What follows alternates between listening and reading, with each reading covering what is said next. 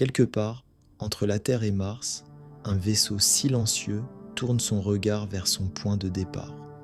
Il capture une image, puis une seconde, invisible à l'œil nu. Sur la première, notre planète n'est qu'un mince croissant de lumière, presque effacé par l'ombre. La Lune, juste à côté, semble mourir de la même façon. Mais sur la seconde image, celle que personne ne peut voir sans instrument, quelque chose d'étrange se produit. La Terre continue de briller, même plongée dans sa propre nuit. La Lune, elle, disparaît presque entièrement dans le froid. Deux mondes voisins, une seule lumière du Soleil, et pourtant une différence si radicale qu'elle raconte à elle seule pourquoi l'un de ces mondes porte la vie et pourquoi l'autre n'en portera jamais. Le 3 juillet 2026, l'un des deux vaisseaux de la mission ESCAPAD, Escape and Plasma Acceleration and Dynamics Explorers, se trouvait à 584 600 km de la Terre et 186 100 km de la Lune en route vers Mars. Ce n'était pas une mission d'observation terrestre.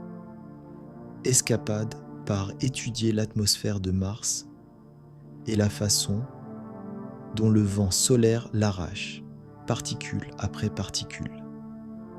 Mais avant d'atteindre sa destination, l'équipe scientifique a voulu tester ses instruments sur des cibles qu'elle connaît par cœur, la Terre et la Lune. Un simple test de calibration. Et pourtant, ce test allait produire l'une des images les plus révélatrices jamais prises de notre planète depuis l'espace lointain. La caméra du vaisseau, baptisée VIOS, Visible and Infrared Observation System, voit le monde de deux façons. La première ressemble à ce que nos yeux perçoivent, de la lumière réfléchie. Le Soleil éclaire une face de la Terre et de la Lune. La caméra capte ce reflet et nous obtenons une photographie classique. Ce jour-là, seuls 8% de chaque face étaient éclairés. Résultat. Deux fins croissants, presque jumeaux, glissant côte à côte dans le noir. Mais la seconde image ne capte pas la lumière du Soleil. Elle capte la chaleur elle-même. Chaque objet dans l'univers, s'il possède une température, émet un rayonnement invisible, l'infrarouge thermique.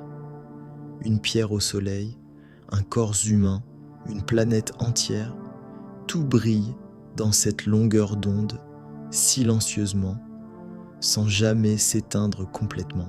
C'est ce que voit une caméra infrarouge. Pas la lumière qu'un objet reflète, mais la chaleur qu'il porte en lui. Et c'est là que l'image change tout. Sur le cliché infrarouge, la partie plongée dans la nuit de la Terre ne disparaît pas. Elle continue de rayonner entre 250 et 280 Kelvin, soit environ -10 à -44 degrés Fahrenheit. Pourquoi une planète plongée dans l'obscurité continue-t-elle d'émettre autant de chaleur? La réponse tient en un mot, l'inertie thermique. Imagine une plage en fin de journée. Le sable devient froid presque immédiatement après le coucher du soleil. Mais l'eau de l'océan, elle, reste tiède des heures durant. Elle a emmagasiné la chaleur en profondeur et elle la restitue lentement, patiemment, toute la nuit. La Terre entière fonctionne comme cet océan. Ses mers couvrent 70% de sa surface et stockent une quantité de chaleur immense. Son atmosphère, riche en vapeur d'eau et en gaz à effet de serre, agit comme une couverture invisible. Elle retient l'énergie solaire absorbée le jour et la relâche progressivement pendant la nuit. Résultat, même à l'ombre totale du soleil, la Terre continue de rayonner sa propre chaleur vers l'espace. Elle ne s'éteint jamais vraiment. À quelques centaines de milliers de kilomètres, la Lune vit une toute autre histoire. Sur l'image infrarouge, sa face, plongée dans l'ombre chute à environ 100 Kelvin, près de moins 173 degrés Celsius. Un froid presque aussi extrême que celui de l'espace lui-même. Pas d'océan pour stocker la chaleur, pas d'atmosphère pour la retenir. La Lune est nue face au vide.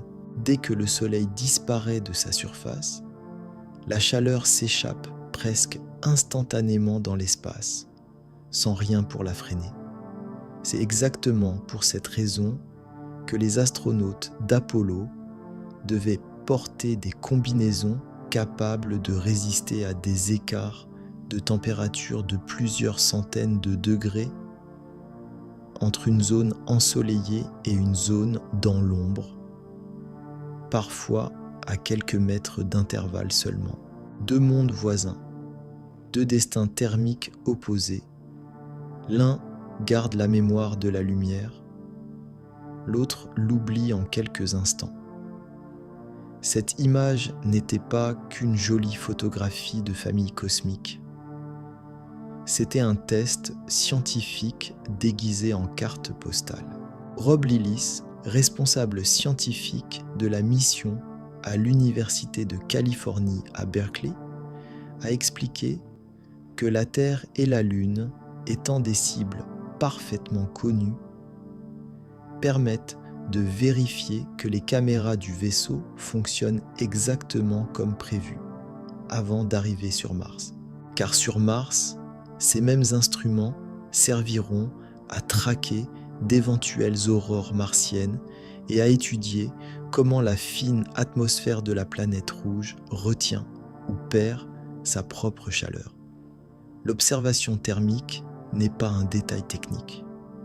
C'est l'un des outils les plus puissants dont dispose la science planétaire. Elle permet de mesurer l'épaisseur d'une atmosphère, la présence d'océans souterrains, la composition d'un sol, sans jamais avoir besoin d'y poser une seule sonde. Élargissons encore l'image. Sur Mars, l'atmosphère est si ténue qu'elle ne retient presque rien. Les nuits martiennes plongent souvent sous les moins 80 degrés Celsius, malgré des journées parfois tempérées. Sur Vénus, c'est l'inverse absolu. Une atmosphère si dense, si saturée de dioxyde de carbone, qu'elle emprisonne la chaleur de façon presque irréversible. Résultat, une température de surface d'environ 465 degrés Celsius, jour et nuit, pôle et équateur confondus. Un effet de serre poussé à son paroxysme. Entre ces deux extrêmes, une atmosphère presque absente et une atmosphère qui étouffe tout, la Terre occupe un équilibre presque miraculeux. Juste assez d'atmosphère pour retenir la chaleur essentielle à la vie. Juste assez d'océan pour amortir les écarts brutaux. Ni trop froide comme la Lune ou Mars, ni trop brûlante comme Vénus. C'est précisément cet équilibre que les scientifiques recherchent lorsqu'ils étudient d'autres mondes dans notre système solaire et au-delà. Une planète capable de garder sa chaleur sans jamais la laisser s'emballer. Le vaisseau qui a pris cette photo n'est pas resté pour l'admirer. Il poursuit sa route vers Mars, où il arrivera après un survol de la Terre prévu en novembre 2026, empruntant la gravité de notre planète comme un tremplin vers le froid martien. Mais l'image qu'il a laissée derrière lui continue de dire quelque chose d'essentiel. Dans l'obscurité totale de l'espace, la plupart des mondes s'éteignent. La Lune s'éteint. Mars s'éteint. Vénus, elle, ne fait que brûler. Seule la Terre, enveloppée de son atmosphère et de ses océans, continue de rayonner doucement dans le noir, comme une braise qui refuse de mourir. Et peut-être est-ce là la définition la plus simple d'un monde habitable. Une planète qui, même plongée dans sa propre nuit, n'oublie jamais complètement la lumière.